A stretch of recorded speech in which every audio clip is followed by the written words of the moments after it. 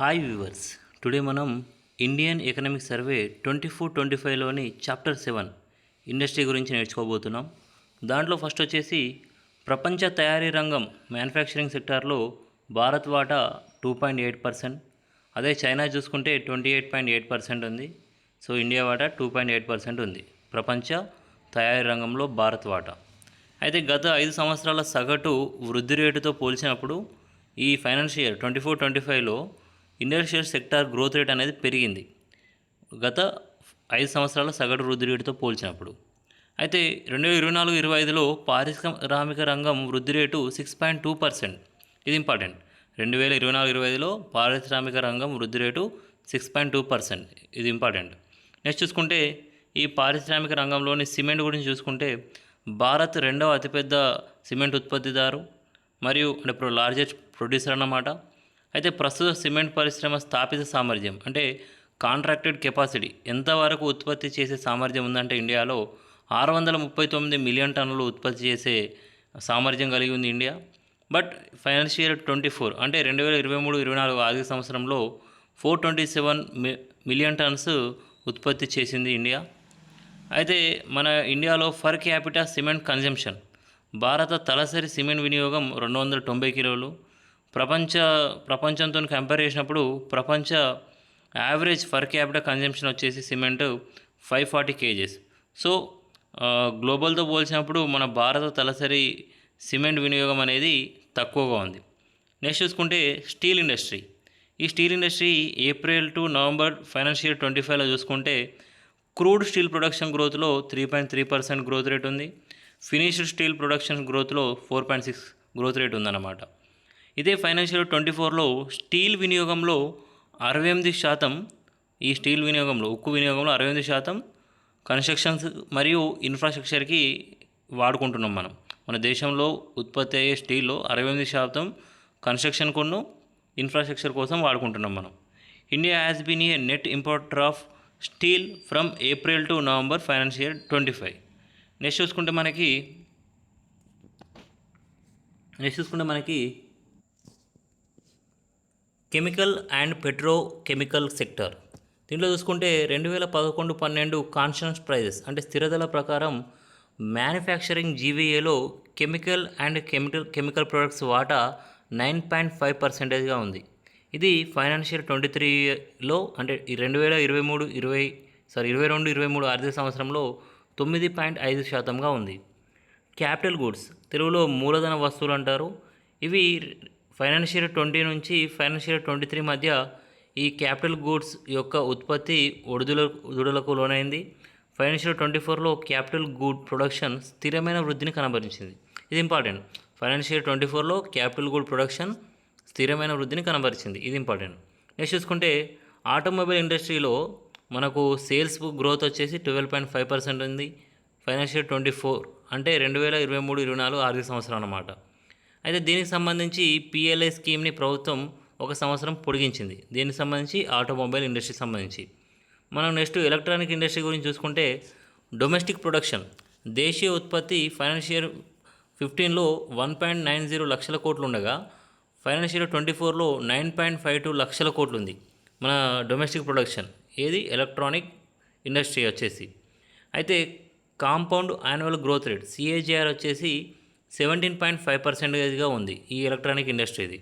Next చూసుకుంటే smart ఫోన్లలో మన దేశంలో వాడే ఫోన్లలో 99% మన దేశంలోనే ఉత్పత్తి అవుతున్నాయి.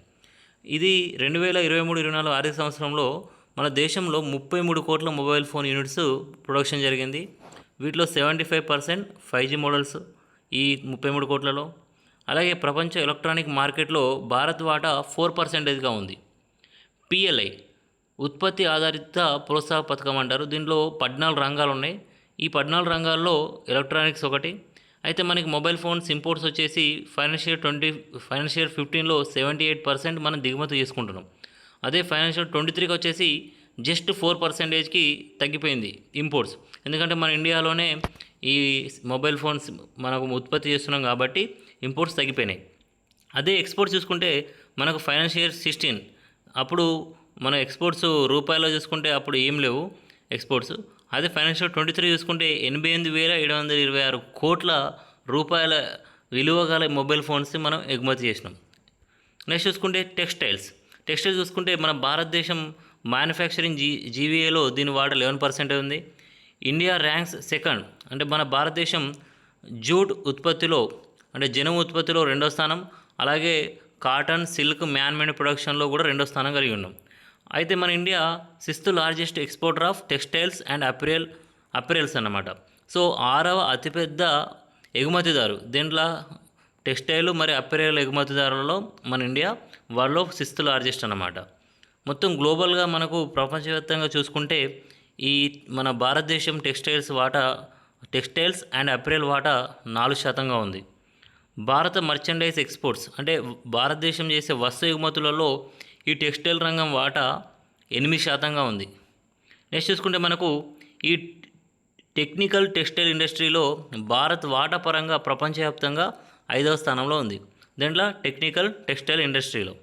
నెక్స్ట్ చూసుకుంటే మనకి global innovation index India rank 2015లో 81 ఉండగా 2024 నాటికి 39 ర్యాంకు, అంటే మెరుగుపడింది ఈ ర్యాంకు. గ్లోబల్ ఇన్నోవేషన్ ఇండెక్స్లో ఇండియా ర్యాంకు మెరుగుపడింది. నెక్స్ట్ చూసుకుంటే మనకి micro, small and medium enterprises సూక్ష్మ, చిన్న, మధ్యతరగతి సంబంధించి మనం చూసుకోవచ్చు. నవంబర్ 26, 2024 నాటికి 23.24 కోట్ల మంది ఈ ఎంఎస్ఎంఈలో ఎంప్లాయ్మెంట్ పొందుతున్నారు. మొత్తం చూసుకుంటే మనకు ఈ ఎంఎస్ఎంఈ రిజిస్ట్రేషన్ ప్రక్రియ సులభతరం చేయడం కోసం మనకు 2020లో గవర్నమెంట్ ఉద్యమ్ రిజిస్ట్రేషన్ పోర్టల్ని తీసుకొచ్చింది. నెక్స్ట్ చూసుకుంటే ఉద్యమ్ అసిస్టెంట్ ప్లాట్ఫామ్, ఇది ఎందుకు అంటే ఇన్ఫార్మల్ మైక్రో ఎంటర్ప్రైజెస్ అంటే అవ్యవస్థీకృత సూక్ష్మ పరిశ్రమలలో పనిచేసే వాటిని వ్యవస్థీకృతం చేయడానికి గవర్నమెంట్ సిడ్బీతోని కొలాబరేషన్ అయ్యి ఉద్యమ్ అసిస్టెంట్ ప్లాట్ఫామ్ని తీసుకొచ్చింది. ఎప్పుడు అంటే జనవరి 2023న తీసుకొచ్చింది. ఓకేనా. సో అవ్యవస్థీకృతంలో రంగంలో ఉన్న వాటిని వ్యవస్థీకృత రంగం, ఇంగ్లీష్ చెప్పాలంటే ఇన్ఫార్మల్ మైక్రో ఎంటర్ప్రైజెస్ని ఫార్మల్గా మార్చడం కోసం ఈ ఉద్యమ్ అసిస్టెంట్ ప్లాట్ఫామ్ని గవర్నమెంట్ తీసుకొచ్చింది. నెక్స్ట్ చూసుకుంటే credit guarantee scheme for micro and small enterprise, ఇది అంతకుముందు క్రెడిట్ లిమిట్ దీని కింద మ్యాక్సిమం లిమిట్ 2 crore ఉండేది, ఇప్పుడు దీన్ని 5 crore పెంచడం జరిగింది. సో ఇవన్నీ ఎంఎస్ఎంఈకి సంబంధించిన గవర్నమెంట్ చేసే పాలసీస్ అన్నమాట. మొత్తం చూసుకుంటే ఇప్పుడు మనకి ఎంఎస్ఎంఈ యాక్ట్ వచ్చేసి 2006లో చేయబడింది. ఇది ఇంపార్టెంట్. ఎంఎస్ఎంఈలకి ఈక్విటీ ఫండింగ్ అందించడానికి 50 కోట్లతోటి సెల్ఫ్ రిలయంట్ ఇండియా ఫండ్ని ప్రభుత్వం ఏర్పాటు చేసింది. అలాగే మనకు సమాధాన్ పోర్టల్, ఛాంపియన్స్ పోర్టల్ ఉంటుంది. ఈ సమాధాన్ పోర్టల్ వచ్చేసి ఈ క్రెడిట్ ఇష్యూస్ సంబంధించి చెల్లింపుల గురించి, అదే ఛాంపియన్ పోర్టల్ వచ్చేసి ఎంఎస్ఎంఈలకి ప్రోత్సాహం అందించడం కోసం. ఆ తర్వాత చూసుకుంటే మనకి ఫైనాన్షియల్ 23లో మనకి 2011-12 కాన్స్టెంట్ ప్రైజెస్ అంటే స్థిర ధరల ప్రకారం జీవీఏ గ్రాస్ వాల్యూ యాడెడ్ మొత్తంలో ఇండస్ట్రియల్ మరియు సర్వీస్ సెక్టర్ వాటా 84.7% ఉంది. మరియు మొత్తం industrial GSVA gross state value యాడెడ్లో 43%, మొత్తం ఇండస్ట్రియల్ జిఎస్విఏలో 43% కేవలం 4 రాష్ట్రాల నుంచే వస్తున్నాయి. అవి పారిశ్రామికంగా ముందున్న రాష్ట్రాలు అన్నమాట. సో 43% జిఎస్విఏ ఎక్కడుంది అంటే గుజరాత్, మహారాష్ట్ర, కర్ణాటక, తమిళనాడు. సో ఈ మెయిన్ ఈ స్టేట్స్ నుంచెల్లే మనకి అధికంగా ఇండస్ట్రియల్ జిఎస్విఏ కలదు. నెక్స్ట్ చూసుకుంటే the highest concentration of factories for person చూసుకుంటే మన దేశంలో హైయెస్ట్ కాన్సన్ట్రేషన్ ఆఫ్ ఫ్యాక్టరీస్ ఒక పర్సన్ పరంగా చూసుకుంటే తమిళనాడు ఫస్ట్ ఉంది, సెకండ్ గుజరాత్ ఉంది. Mining sector contributes 8% to the total industrial output. So industrial అవుట్పుట్లో 8% మైనింగ్ సెక్టర్ కంట్రిబ్యూట్ చేస్తుంది. ఇప్పుడు నెక్స్ట్ చూసుకుంటే మనకి తమిళనాడు సంబంధించిన strategic initiatives to faster footwear manufacturing growth. అయితే మనకు లెదర్ సెక్టర్ ఈ తోల పరిశ్రమకు సంబంధించి మన దేశంలో తమిళనాడు ఫస్ట్ ఉంది. మనకి భారతదేశం మొత్తం ఫుట్వేర్లో 38% ఈ తమిళనాడు నుంచి వెళ్ళి ఉత్పత్తి అవుతుంది. అలాగే మన దేశం మొత్తం లెదర్ ప్రొడక్ట్స్ ఎక్స్పోర్ట్స్లో సంబంధించిన ఎక్స్పోర్ట్స్లో 47% వాటా తమిళనాడు కలిగి ఉంది. అలాగే ఈ తోల రంగం మనకు దేశంలో 2 లక్షల మందికి ఎంప్లాయ్మెంట్ కలిగిస్తుంది. నెక్స్ట్ చూసుకుంటే మనకి ఫార్మాస్యూటికల్స్ చూసుకుంటే భారత ఫార్మాస్యూటికల్ ఇండస్ట్రీ వాల్యూమ్ పరంగా ప్రపంచవ్యాప్తంగా 3వ అతిపెద్దది. సో పరిమాణం పరంగా 3వ అతిపెద్దది. గత 5 సంవత్సరాల్లో యావరేజ్ గ్రోత్ రేట్ వచ్చేసి ఈ ఫార్మాస్యూటికల్స్ 10.1%.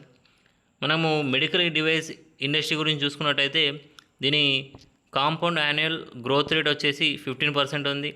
గ్లోబల్ మెడికల్ డివైజెస్ మార్కెట్లో భారత్ వాటా 1.5%. మొత్తం ప్రపంచవ్యాప్తంగా మెడికల్ డివైజెస్ ఉత్పత్తిలో అంటే వాటాలో మార్కెట్ వాటాలో మనం 1.5% వాటా కలిగి ఉన్నాం. మార్కెట్ సైజ్ పరంగా ఆసియాలో ఇండియా 4th స్థానంలో ఉంది. ఆసియా మొత్తంలో మనకు 2023 అక్టోబర్లో central drugs standard control organisation ఇది మన దేశంలోని first indigenously developed CAR T cell థెరపీని ఇది ఆమోదించింది. నెక్స్ట్ చూసుకుంటే మనకి intellectual property. So world intellectual property organisation report 2022 ప్రకారం India ranks 6th among top 10 patent filling offices globally. So మనకు అధికంగా పేటెంట్ ఫిల్లింగ్ ఆఫీసెస్ చూసుకుంటే మనకు టాప్ 10లో మనం ఉన్నాం. మన 6th rank. National intellectual property rights policy వచ్చేసి 2016లో చేయబడింది. దీన్ని 2024లో దీన్ని అమెండ్మెంట్ చేశారు, అంటే దీన్ని సవరించారన్నమాట. నెక్స్ట్ చూసుకుంటే మనకి startup intellectual property production scheme. ఈ స్కీమ్ ఏం చేస్తుందంటే it provides financial and technical assistance to startups in filling and processing patent design and trademark applications which has been extended till March 2026. అయితే మనకి ఈ స్టార్టప్ సంబంధించిన వాటి ప్రాసెసింగ్ కానీ వాటికి సంబంధించిన పేటెంట్ సంబంధించి కానీ వాటికి సంబంధించి ఇంకేమైనా ట్రేడ్మార్క్ సంబంధించిన విషయాలను ఈ startup intellectual property production scheme చూసుకుంటుంది. ఈ స్కీమ్ని 2026 మార్చ్ వరకు పొడిగించారన్నమాట. Thank you. నా ఎక్స్ప్లెనేషన్ నచ్చినట్లయితే లైక్ చేయగలరు, సబ్స్క్రైబ్ చేసుకోగలరు.